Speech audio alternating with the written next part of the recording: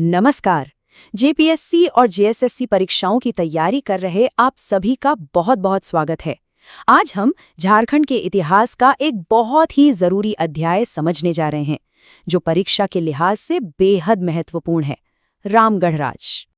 तो चलिए सीधे इसी सवाल से अपनी बात शुरू करते हैं। आखिर झारखंड के इतने बड़े ऐतिहासिक परिदृश्य में रामगढ़ राज की जगह क्या थी? ये एक ऐसा सवाल है जिसकी परतें हमें मध्यकाल से लेकर ब्रिटिश शासन तक के सफर पर ले जाएंगी। सबसे पहले तो ये समझना होगा कि रामगढ़ का ऐतिहासिक क्षेत्र कितना अहम था। आप देखिए, जब आधुनिक झारखंड राज्य की मांग उठी तो ये इलाका उसका एक बहुत जरूरी हिस्सा माना गया। ये नक्शा हमें साफ साफ दिखाता है कि इसकी भौगोलिक और ऐतिहासिक अहमियत कितनी ज्यादा थी। आज की हमारी चर्चा इन्हीं 6 बिंदुओं के इर्द गिर्द घूमेगी। हम क्षेत्रीय राजवंशों से शुरू करेंगे, फिर मुगल काल को समझेंगे, उसके बाद अंग्रेजों का क्या असर पड़ा वो देखेंगे, और अंत में परीक्षा के लिए जो सबसे जरूरी तथ्य हैं उन पर नजर डालेंगे। तो चलिए शुरू करते हैं। तो हमारा पहला खंड है झारखंड के क्षेत्रीय राजवंश। देखिए, किसी भी बड़ी बाहरी शक्ति के आने से पहले मध्यकालीन झारखंड में राजनीतिक माहौल कैसा था? उस वक्त यहाँ कई छोटे बड़े क्षेत्रीय राजवंशों का शासन हुआ करता था।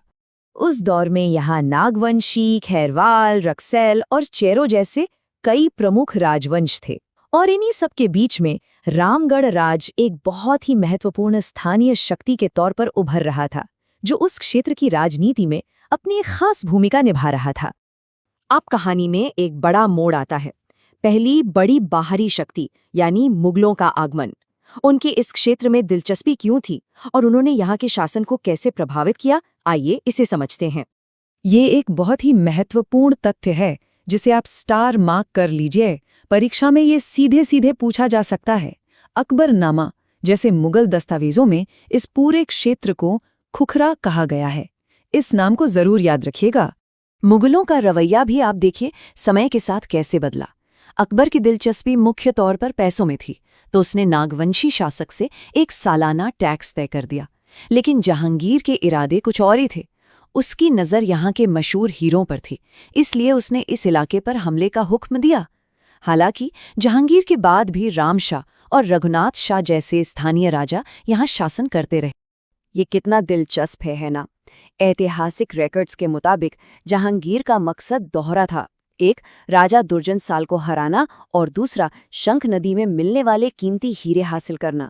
इससे मुगलों की मंशा साफ पता चलती है, राजनीतिक दबदबा भी और आर्थिक शोषण भी। मुगलों के बाद आते हैं अंग्रेज यानी ब्रिटिश ईस्ट इंडिया कंपनी, और इनके आने से तो इस क्षेत्र का इतिहास समझिए पूरी तरह से ही बदल गया। ये एक बहुत बड़े बदलाव का दौर था। इस तारीख को अच्छी तरह से याद कर लीजिए। 1765 इलाहाबाद की संधि हुई और उसके बाद ये पूरा क्षेत्र औपचारिक रूप से ब्रिटिश ईस्ट इंडिया कंपनी के कंट्रोल में आ गया। यहीं से झारखंड के इतिहास में एक बिल्कुल नए युग की शुरुआत होती है।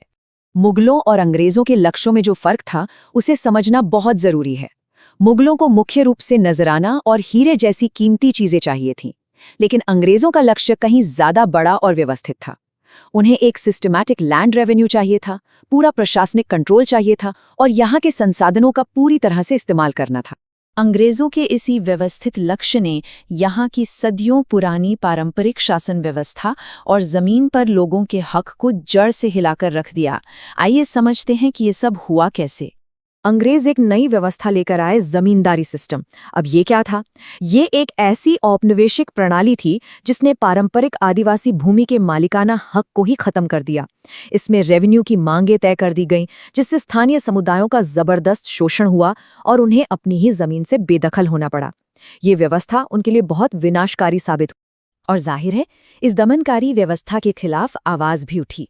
बिरसा मुंडा के नेतृत्व में उलगुलान हुआ, जिसे महान हलचल भी कहते हैं। 1899-1900 का ये विद्रोह सामंती प्रभुओं और ब्रिटिश औपनिवेशिक शासन के खिलाफ एक बहुत बड़ा आदिवासी विद्रोह था। ये इसी बदलती व्यवस्था की एक सीधी प्रतिक्रिया थी। ब्रिटिश शासन के तहत रामगढ़ राज जैसे जो आजाद राज्य थे, उनकी स्वतंत्र सत्ता धीरे धीरे खत्म कर दी गई। उनकी शक्ति को एक सोची समझी रणनीति के तहत कम किया गया। इस पूरी प्रक्रिया को हम 3 आसान स्टेप्स में समझ सकते हैं। पहला, रामगढ़ राज्य जैसे स्वतंत्र राज्य थे जो अपने इलाकों पर शासन करते थे। फिर 1771-72 में कैप्टन कैमेक के अभियानों ने इस क्षेत्र को ब्रिटिश नियंत्रण में ला दिया और आखिर में परमानेंट सेटलमेंट लागू हुआ, जिसके तहत इन राज्यों को सिर्फ जमींदारी एस्टेट बना दिया गया और राजा की हैसियत घटाकर बस एक जमींदार की कर दी गई। और अब हम आ गए हैं सबसे जरूरी खंड पर, परीक्षा के लिए मुख्य तथ्य। ये उन सभी पॉइंट्स का एक क्विक रिवीजन है जो सीधे सीधे परीक्षा में पूछे जा सकते हैं। इन पॉइंट्स को बहुत ध्यान से याद कर लीजिए। अकबरनामा में इस क्षेत्र को झारखंड कहा गया है। मुगल काल में इसका नाम खुखरा था। 1765 में यहाँ ब्रिटिश कंट्रोल स्थापित हुआ। एक और बहुत महत्वपूर्ण तथ्य, 1940 में कांग्रेस का 53वां अधिवेशन रामगढ़ में हुआ था, जिसमें गांधी जी और नेहरू जी जैसे बड़े नेता शामिल हुए थे। और अंत में झारखंड राज्य का गठन 15 नवंबर 2000 को। तो इस पूरी ऐतिहासिक यात्रा को समझने के बाद एक सवाल मन में जरूर आता है, इन ऐतिहासिक राज्यों की विरासत ने, उनके संघर्षों ने और उनके पतन ने आखिरकार आधुनिक झारखंड के निर्माण और उसकी पहचान को किस तरह से प्रभावित किया।